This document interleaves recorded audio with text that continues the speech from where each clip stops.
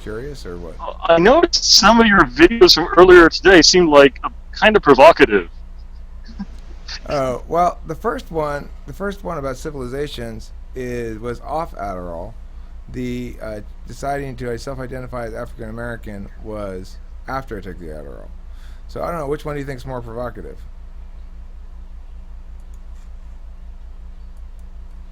I didn't see the second one, The Oh, but race I was one? a little bit surprised that you put what Islam as an example of NITE,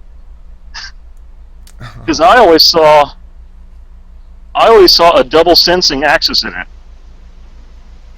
Like they saw someone else's technique and they copied it.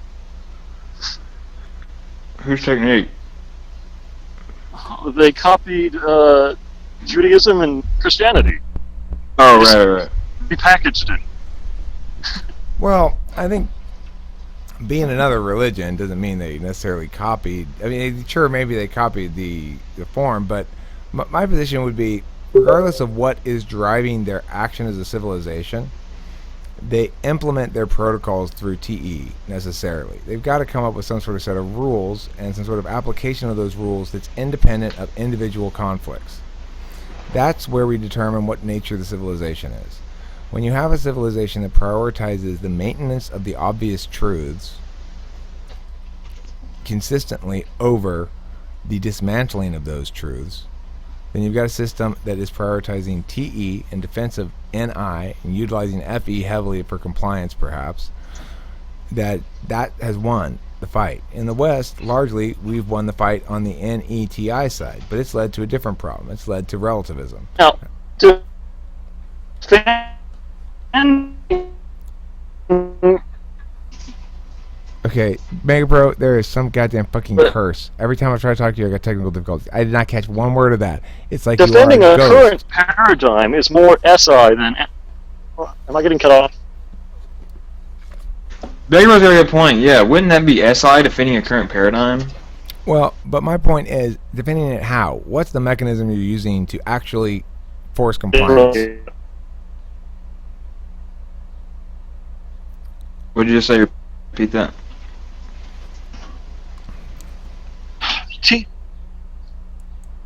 Oh my god. Megabro, seriously, you are a ghost that refuses to be recorded or something. Every single fucking video I have ever had an opportunity to talk to you on, something has gone wrong with it. Let me get closer.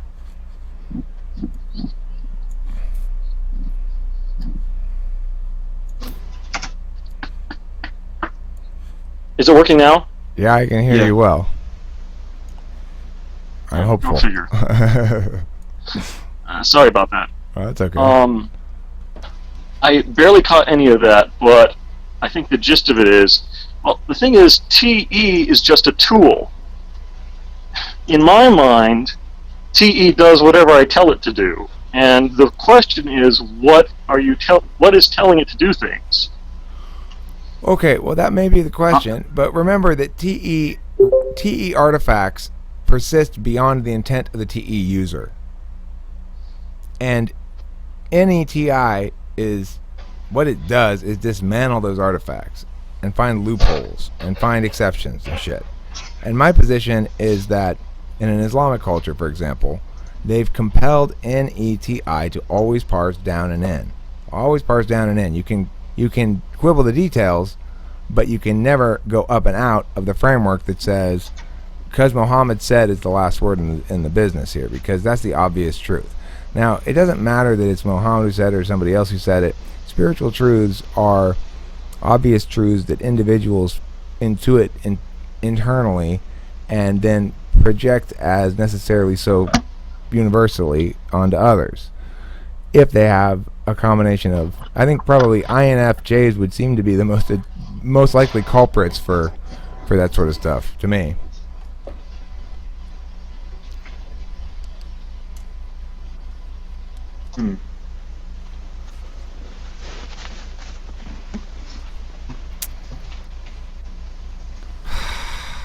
Host Eric. I don't know why I called you Host Eric instead of Eric. What we asked earlier, or what Megabro asked, is completeness good?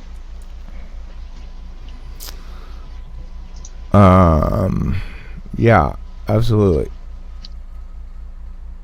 It's the precondition to new meaning. Is the precondition to new meaning, you said? Yeah, new meaning is an emergent function of set completion. Set completion is the rendering of something distinct. Yeah, it's actually not a new mic. It's just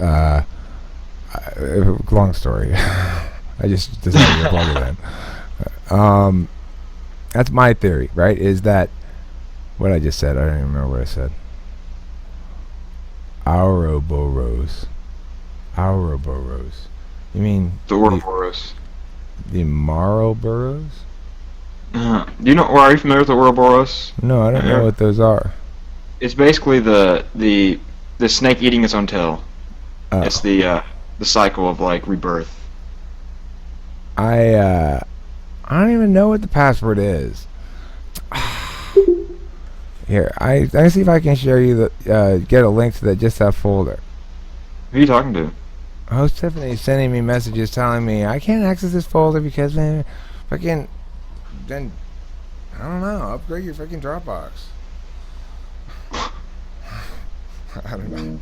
It's not a big issue. It's a totally irrelevant problem that was annoying me. That got me distracted. I'm sorry. Okay, so what were we talking about? We're talking about that NIN Is completeness stuff. good?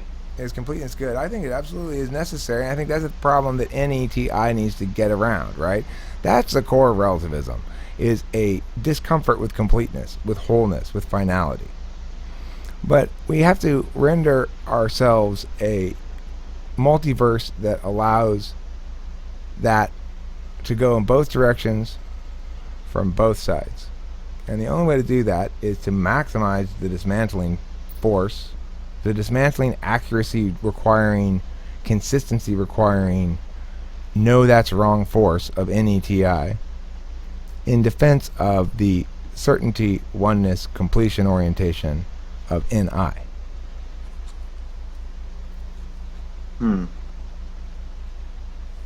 I agree that completeness is good, but to play devil's advocate, to argue Megabro's side, what if the purpose is to teach someone how to put something together? So you're teaching them to put something that's incomplete to be complete.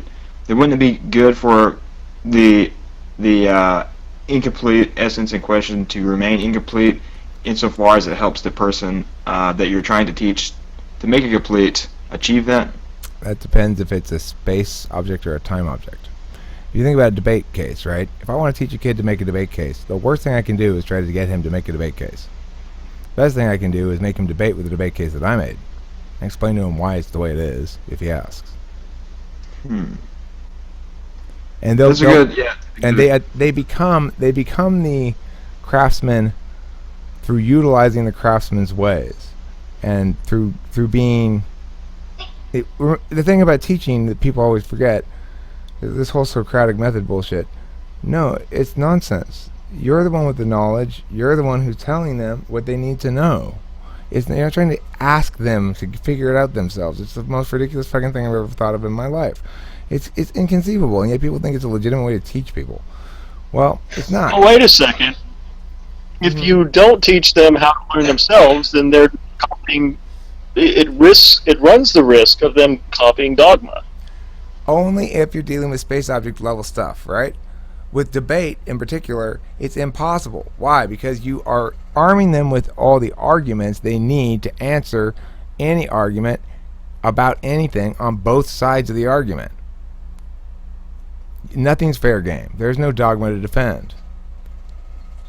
Okay, well, the debate is a special situation because it inherently has people arguing with each other. I would argue that it's true with time objects in general, and that the fact that some end up being dogmatic in nature is due to the fact that TENIFE requires NETI to parse down and in rather than out and up, so it refuses to give access to framework. if a society or a set of mores or whatever denies any TI access to framework, we can't argue that. That's unarguable. If you get that in a society and that barrier is too high up from the ground, basically, then you're fucked. You end up with Islam. Okay, when you say completeness is good, Eric, you're referring to the time object, right? The time object is good. I'm referring to the act of completion is good. Completeness in and of itself is not a thing per se, except it's indistinct from distinction. Completeness is indistinct from distinction. The act of completion, or the moment of completion, is something distinct from completion itself. Can you elaborate on that? Well, for example, if I am making something that is electrical, or something very simple, like an electrical thing that goes like pow pow, just pow pow over and over again, and I just, until I put the electrical wiring part in, it does nothing. It has no utility. It's not the thing it is supposed to be yet. And Right. if later on I remove that part, it's not the thing it was anymore, right? It's incomplete. Those sort of things, you can see clearly how there's an emergent new meaning, except it's a physical world meaning, which means it's a emergent new manipulation of force vectors, and it happens because of the completion of this thing. Now with time objects, it's very different, right? Sometimes, but my point is, it seems very different, but it's really the same goddamn thing, and we need to be just as absolutist about understanding it. We just need to understand that it's subject to a different set of rules because it's from a different language.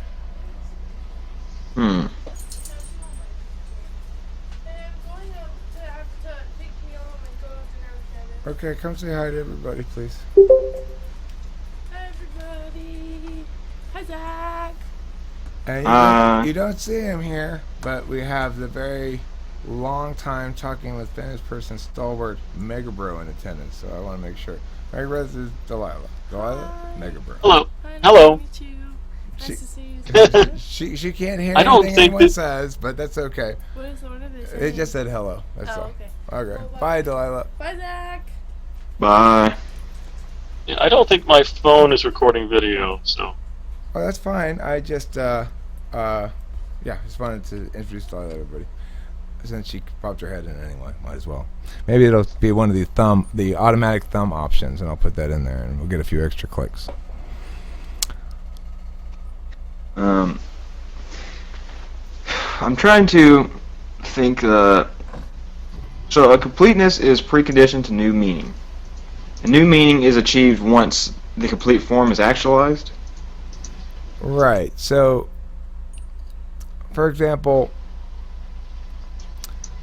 with a song, if you tried writing a song and you struggle with a part, for example, that's a perfect example of something not being, when you get the right part, oh, it should go there, and it all falls into place. You go, that's what it's supposed to be. That's what I'm talking about, completeness. Then it attains its identity as a distinct song, a distinct melody, and if it's a good one, if it's discovered, you've been waiting around for the right part to come to you, is the right way to do that. You can't force that shit. Never works. Never ever. I've tried it a million fucking times. You can never force it. Never works. So you just gotta wait for NI to produce. It's gotta provide its shit for you, and you can't. As non-NI people, we don't even know what to do, so we just wait around and think about other things, and eventually it happens. And it's annoying because we want to be able to control it, but we just can't.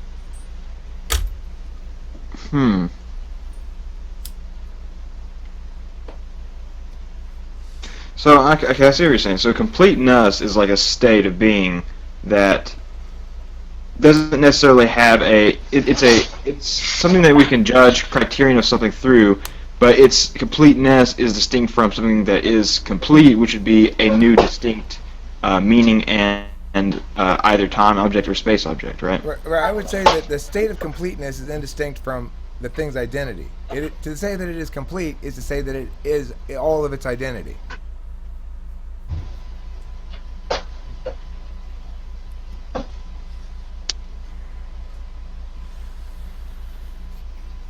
Megabro, any thoughts? Wait, to say that it is complete is proportionate to its identity? No, it's exactly the same thing as saying it is distinct in these ways. It has all its parts. That's the things that make it what it is. It has all those things and nothing else. It's complete. So basically, it's just you're saying, yeah, that's a distinct object now. It's not an indistinct thing. So before the song was done, it was an amorphous, partially thing, right? But then when the last piece falls into place, it becomes now boom. Now it is a distinct object. To say that it is in a state of completeness is no different than to say simply that it's a distinct object now. And the act of completion, though, is the one in which a previously non-existent object comes into being. So it goes from amorphous form to state of completeness, right? How does it manifest into the state of completeness again? Well, I think it's discovered by NI when it's done properly. And NE's job is to tweak on things. So it goes like, okay, NI, these are great ideas. Now I got to put the human shit in there to make it fly. The production values, let's add a little extra instrumentation here so the ear doesn't get bored. Let's change that word because that's too common. But you go with the intuitive intuition words, which are the simple ones. But sometimes they're too simple and they're too common. You say something like, you rhyme like way with day, and you just go like, okay, well, I want to change that a little bit, just a little bit. Instead of every night and every day, it's every night and Sunday. Well, JC, you may say so. I've done both is the problem. Now, you might say they must be created because there's no place external from the self from which they might come. You might make that claim. But my fundamental claim is there are aesthetic absolutes. And in fact, if we are to accept the fact that some songs are obviously better than others, and I think we can all agree on that, we can find some song and we go like, oh, that's at least a decent little song, and oh my god, that song's so awful and cringy. We can find, most people would agree on some combination of that, or oh my god, that song's so amateurish and out of tune and played so badly, right? All of those things. If you actually do the deductive work backwards, I think you'll conclude that aesthetic absolutism implies all the things that I'm saying. Wait, so okay, if a state of completeness is okay, if being complete is the good, then does that imply that any flaws in the form in being complete is bad, right? Does that follow that nothing can be completely bad then? Because if something was completely evil, it wouldn't have a form at all. It wouldn't be related to anything. Well, I don't... Okay, look, completeness... When you ask me if completeness is good, the answer is usually. I can complete an evil plan. And it's going to do harm. In that case, the NI would tell you it's complete, but feeling would tell you it's bad. Right. So, I mean, it is true that it's not always good. Completeness is not always good. I mean, but completeness isn't a thing, right? That's my point. Is completeness isn't a thing. Completing is a thing. And the act of completion, the moment of completion is a moment.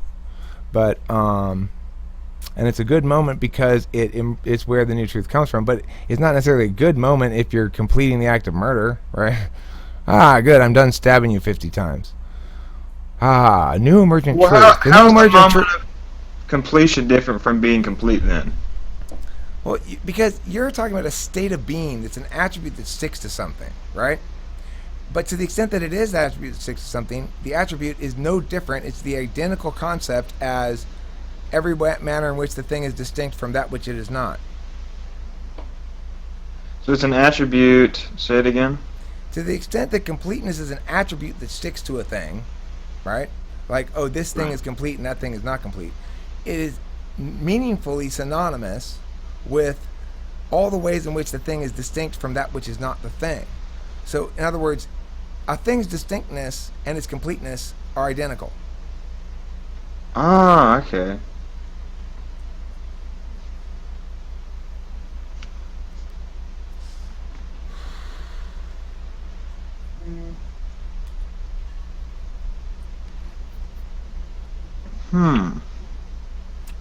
No, that's not true, JC. Can I change the melody of Jingle Bells and have it remain Jingle Bells? Or is it something different then?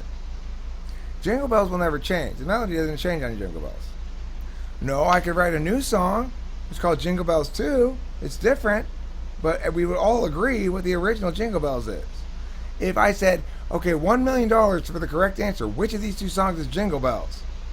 Would you be able to give the correct answer or not?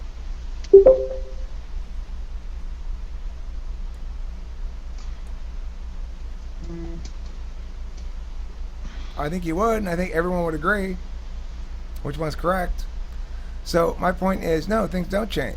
That time object's set. It's not going anywhere. It's not subject to change.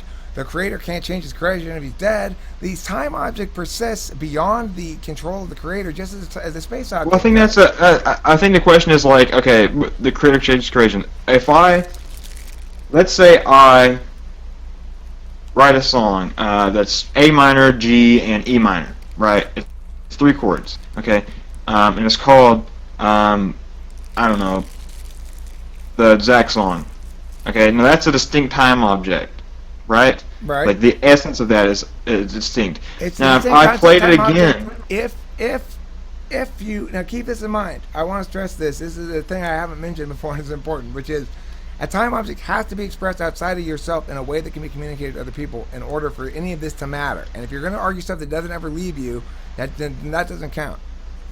okay, so time object must manifest through a catalyst by which other people can be exposed to it. Can access it. If it can't be accessed by other people at all, then all this conversation is moot, and I don't want to have that argument. Okay, so we have to be agreeing, first of all, that it's a time object that's been, you recorded a YouTube video, it's been public for a little while, and then you decide, no, I don't like that way the chords sound, right? Yeah, so that leads to the claim that, okay, so if I set up this Zach song out there and you replicated it, and let's say 1,000 people replicated and they knew the Zach song, they knew the melody in their head, right? And I played the Zach song and I changed E minor into like D major. That would be a distinct, different time object, even if I tried to say it was the Zach song, right? Correct. You can name it the Zach song and say, no, that's not Zach. People would be right to say, you wrote 2 songs that are almost exactly the same. That's dumb. Does that mean time objects are consensus then? It means that the time object attains increasing permanence and increasing stickiness with observation. So no single dominant form of Jingle Bells is the one rendition of Jingle Bells that everyone thinks of. There's lots of million different renditions of Jingle Bells. So we all have in our head instead the actual sort of purest, truest, simplest form of it, which is the melody and the rhythm of it. Jingle bells, jingle all the way. Oh, what fun it is to ride in a one-horse open sleigh. When I tell you, think about Jingle Bells and sing it in your head, you don't hear the Beatles version of it. You don't hear the Bee Gees version of it. You don't hear Lil Wayne's version of it. You hear just the song, right? Right. Does that clear up the? Does that make sense to you, JC?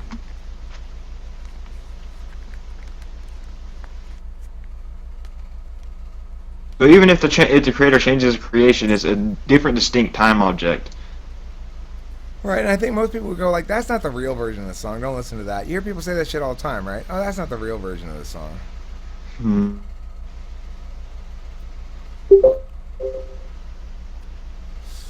So, Megabro, any thoughts? Yeah, I'm not quite as absolutist in this as you.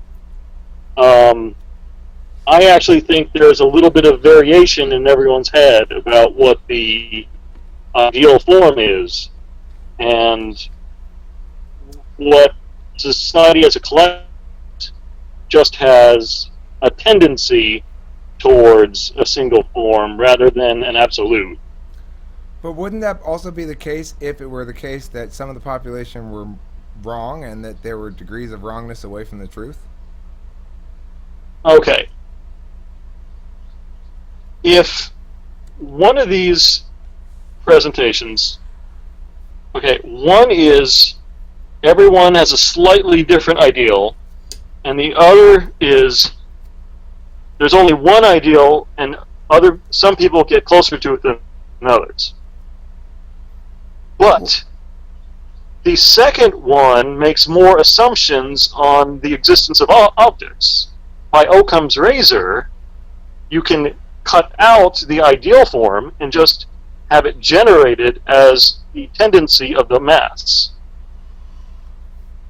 Okay, but that tendency, the question that dodges is tendency to agree about what?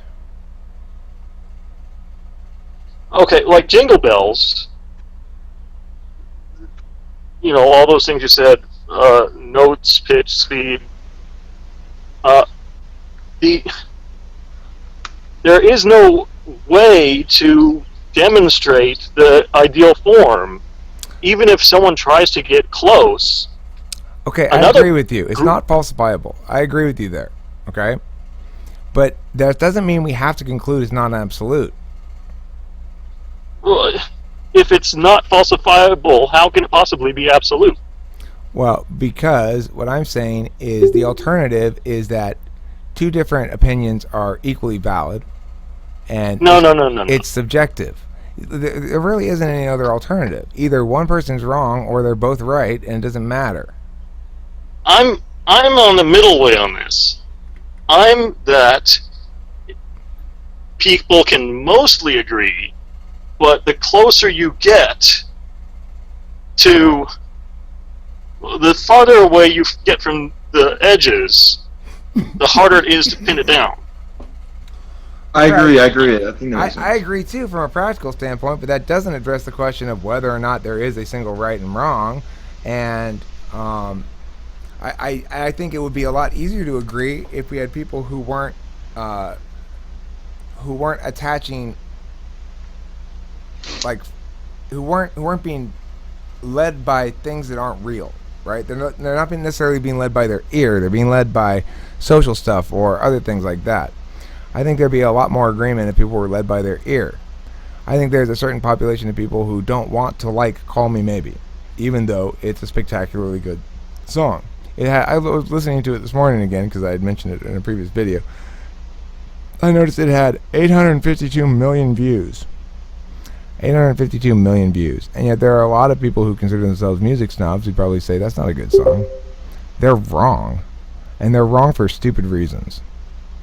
Well, okay, I don't think you should bring up the views thing because the consensus isn't always correct. Okay, fine. We'll lose the appeal to popular sentiment. Fine, lose that from the argument chain. My point still stands that with something like this, popularity is not always a sure sign. But with something like this, actually, popularity is. Where it's not like this thing it caught fire on its own, right? It wasn't. It can credit very little of its success to marketing campaign. I can agree with that. I think it did catch on its own. Okay. I agree that there is a lot that could be said to be common to everyone, but I don't believe it's absolute. I actually believe this is a lot of this is based on brain structure, and people have similar brain structures, but they're not perfectly identical. It's in the same way that the interpretation of the ideal form of something will have a lot in common between people. Won't be perfectly identical, just in the same way that their brains are.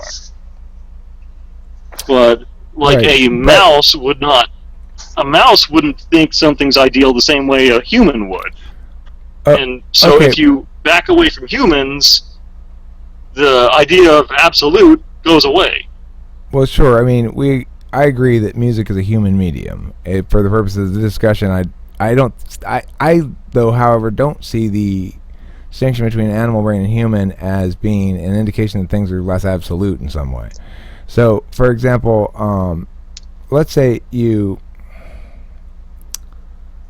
if it's a matter of brain structure, fine. I forgot what I was going to say entirely. Zachary, save me, please.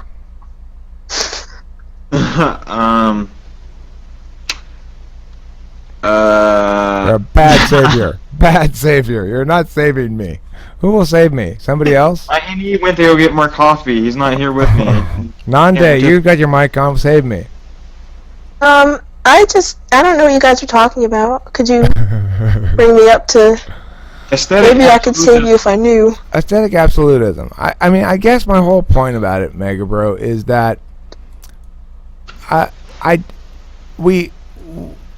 yes, we can disagree upon the little details here and there, and I think that that's a reasonable thing to disagree on, and that's where the human element comes in. We can disagree on all the NE stuff, right? But we can't really disagree on the NI stuff, and we can tell that not because people generally agree on what music's good, but because of the way that single songs stand the test of time for decades and decades and decades, and others don't. And even the number one hit singles, you can have 5 number one hit singles from a year. Only one of them is remembered a couple years from now. And it's the one that's magic, the one that sings, the one that's right. Well, yeah, I'll agree that I am not a far relative on this aesthetic thing, but there is some amount of it.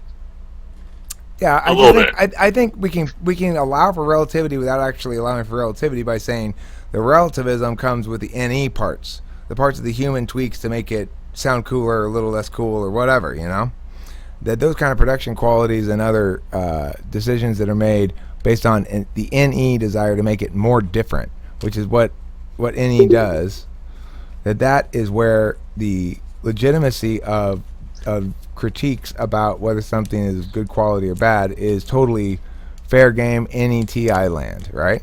But I think the NI stuff, the actual melody, like when Paul McCartney wrote the song Yesterday, he remarked that he could have sworn he had heard it before. And you'll hear that comment from a lot of people who write beautiful classic songs that are totally original and not never been written before. They say, I wrote this and I almost threw it away because I could have sworn I'd heard it before. It's a common refrain from musicians when asked about that one super classic song they wrote that everybody loves. It shows you that perfect melodies manifest within your dreams. They manifest within mine as well, Stix66. I appreciate hearing you say that. Thank you for mentioning that. And I wake up and they're gone. It's so sad. Is manipulation of time objects related to time magic at all? Yeah, for sure. I mean, I am currently waging the greatest time magic war of my life. The time magic war that will define my life. I'm currently waging it. Really? Mm-hmm. What is time magic? Time magic is where you use language in a way that it produces magical outcomes later that when you look back clearly must have been planned, but were never planned, but nevertheless were somehow sort of anticipated. Okay. And it's about repetition, it's about using certain words, it's about framing things in certain ways, and it's about the seed strewing philosophy, like, for example, you've got to get people accustomed to ideas. Well, you got to get people accustomed to ideas. I've said on multiple occasions about how I'm running for president and under a Strauss presidency and stuff. That's a long shot seed strew. Strewing. I don't know what the verb is there, but it's like you get people used to thinking about it. Well, yeah, maybe he will be president. Eventually, if you say it enough and people get used to it enough, and enough people get used to it, it ceases to become an absurd notion. Like I've been saying, I want to. That little video I made where I busted John Oliver's chops on Brexit, I want that shit up on his program. And my point is, I want to claim those narratives. I want to exercise that time magic. I want to put that out there, and I want to get that idea out there, and I want to stress it enough. I want to say it eloquently enough. I want to be clear about it enough, and I want to argue the point willingly enough with anybody that it starts to take hold, Whatever these various messages are, I don't know how exactly they're going to play out, but by the time they do, it ends up being like, oh, Eric must have been really smart or something. Eric was not really smart at all, right? He just threw out a bunch of fucking seeds and just see what sprouts up and try tie them together a little bit, you know? I think it's a good way to live, in my opinion. For an ENTP, I don't know about for other types. I think that I mean, this is completely related to time magic, but I think if you're going to convince someone of a certain position or convince like an NTP to do something, you have to make them think of their own idea, like some inception shit, you know? You plant the seeds and they sprout. See, I try not to be quite that directly manipulative, although I tend to agree with your general assessment, but I would rather do what you said with that preface. Well, I think it's like Right, you're you an have to NTP. rely on, like, the You're an- NTP of like you throw the idea out there, and the NTP has to analyze it through their own TI structure to come to a conclusion of whether or not they're on board with it. Oh Yeah. yeah. Well, see, the other thing is I'm not very specific about what I want people to think or believe or anything like that. I don't know what's going on in people's heads. What I'm more interested in causing discomfort for wrongness. I want to make people's wrongness uncomfortable. So I think the way to do that is to point out a lot of contradictions and stuff, and to give them reasonable alternatives. And then some of them may be adopted or not. I don't know. It does me no good what goes on in someone else's head. I just think that I want to make a big impact. I want to make a good impact, a positive impact, because the alternative is being hated. And if there's anything in the world I want, it's to be liked. So, you know, what am I going to do? I'm going to wage big time war on all the universe, trying to make it be more like I think it ought to be, and make sure always that my vision is consistent with these core principles that I can trust. And I can trust them because I will never be advocating aggression against anybody. Do we want to end this video and start a new one? Sure. If we make it too long, people won't be able to label it. Oh, you and your introverted intuition truths.